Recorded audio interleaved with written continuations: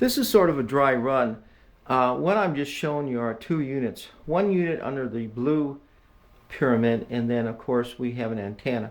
This can be quite small and built into one unit, or built very flat and very efficient. If you look at some of the other demos, I have lit up quite a bit of power. Once again, we have the butterfly, which is working quite well. We're looking at over main cycles.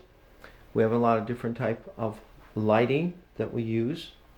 Once again, we have the granite power top, very nice. And it does light up that Christmas tree, as you can see in other demos, or it can light up that particular light bulb.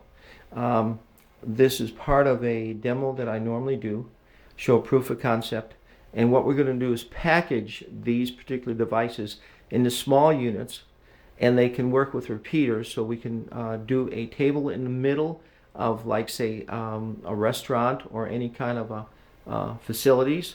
We can transmit the power where we can basically repeat it. It's quite a nice device. We can do quite a bit of power. I'd say up into the 200 to 300 watt range. Quite a bit of current.